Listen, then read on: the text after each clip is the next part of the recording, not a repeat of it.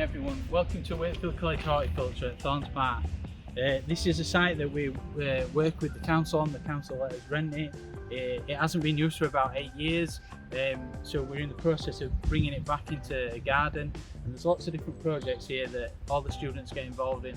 So some things you'll see completed and some things are part way through.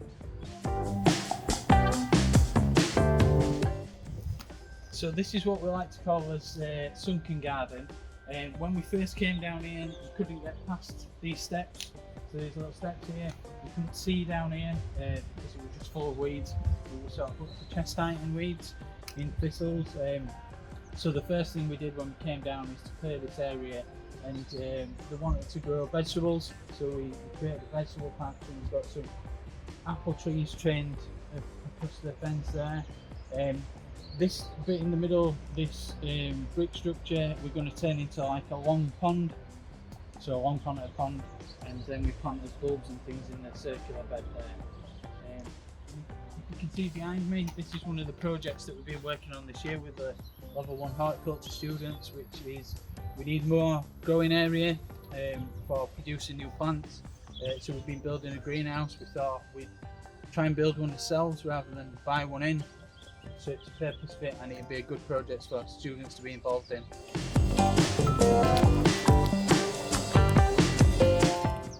So this is a polytunnel. So this is this first production area that we had down here.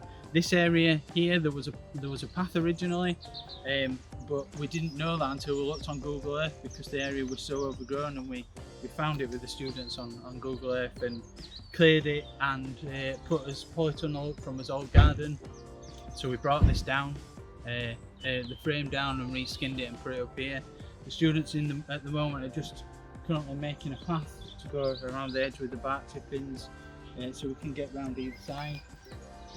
This is where we grow most of his plants for the minute. So right now in spring we're growing a lot of flowers and vegetables from seeds for the garden. And the students get to pick what they want to grow. We try to choose some things that are of interest and get a selection, but they pick what they want to grow, and those will get planted out in the garden.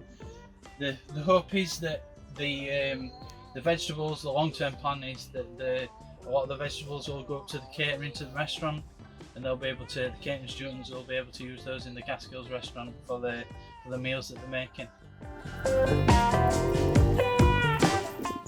So this was one of our other first projects when we came down about 18 months ago, which was to clear all this area. Again, this was up to chest height in weeds, and the students wanted to put a pond in. So they designed the whole area. It changed over time, and we marked it out on the ground and laid out the pond, and they dug it out and lined it. And we've got some pond life in there. We were hoping to get some frogs in soon. Hopefully they'll find it and come in, but we've got quite a lot of different bugs and pond life, and we've started to add some pond plants as well. So this area is constantly under development really. The grass they sowed from seed, the students sowed from seed. We could have bought turf, but we thought it'd be an interesting project to try and grow it from seed, which we did last autumn, and it's worked quite well.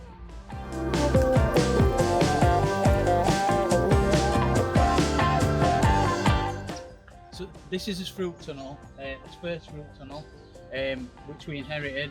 Again, this was covered in weeds. You couldn't get into this bit, you couldn't see the path, and the students have trimmed it, cleared it back. We're just in the process now of relining it with this black plastic, which is recycled black plastic. And what it does is it heats the ground up and kills the weeds.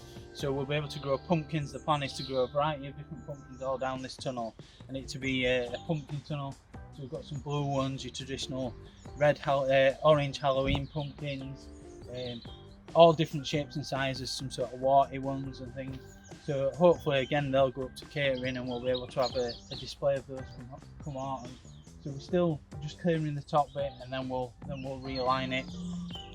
Also here is these are apple trees that were grafted by the students. So the process of joining 2 different apple trees together. It's like a surgical procedure which we do to create his own apple trees, and then these will either get planted out here or the students will take them home once they've grown.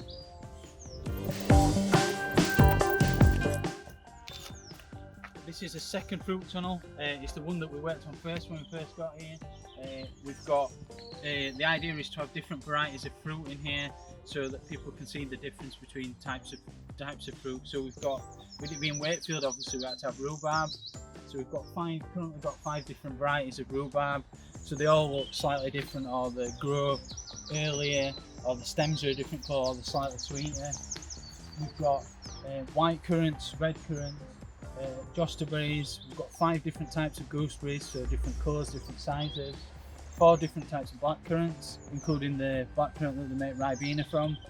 And we've currently got 7 different varieties of raspberries, including red ones and yellow ones as well. This is our orchard, which has got 9 fruit trees, apple trees, which we're going to grow into what we would look like traditional apple trees that we would see. All the trees again were grafted by the students, so they were done by previous students. So they're all different types of apples. There's some old Yorkshire varieties of apple in here. Cockpit and dog snout are in here, and we know which student grafted those and which year, so it's like a legacy of previous students that were here. So some have started to flower now, but in a couple of years we should have plenty of apple trees and apple fruit. In the squares in between, one of the students designed squares because we wanted to have like a wildflower look to it. So we plant lots of daffodils in that are just finishing now. We need to add some tulips in future, so the tulips will flower after the daffodils. And then the idea is that the grass will be allowed to grow along in between the trees to create like a haven for wildlife, really. Down the sides, around the edges, we've planted a native hedge which were given to us for free by the Woodland Trust.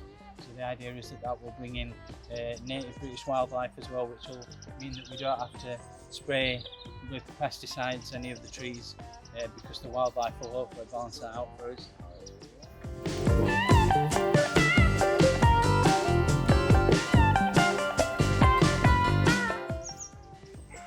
So as I mentioned before, we're always in the process of ongoing projects, and this area here is what we visited another college a couple of years back, and they had lots of individual raised beds, and we like the look of that. The students like the look of that, so they designed a garden that's got lots of different individual raised beds. So the idea is that there's going to be there's 6 down each side and 1 in the middle, and we've designed a bird bath. So we're going to build that out of bricks, like a brick colour, and create a bird bath on top. That's going to be a central thing with 6 beds on either side. The hope is, as plan is this year, is to use the top 2 beds to try and grow. Some of the students have expressed an interest in trying to grow melons, which are quite difficult to grow in the UK, but there's some ways that we can try and do it. So we're going to build some mini polytunnels over the top of the 2 raised beds, and see if we can try and grow some melons outside in Yorkshire.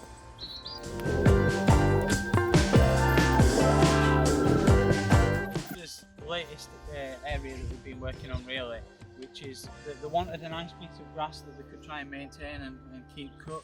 So we've been on the process of turning this back from weeds into a nice lawn. We've planted down the edge. Students have just put in a fence with wires, and these are the apple trees that the students grew grafted last year, and we're going to train those into different train forms against the fence to create a barrier, but also like a nice feature. And we've got 3 pear trees at the top there.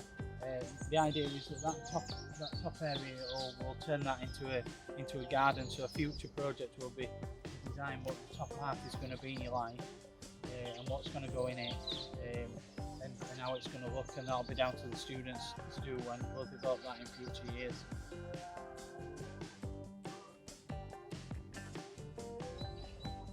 Well guys, I hope you liked looking around the garden today, and I hope to see you here soon.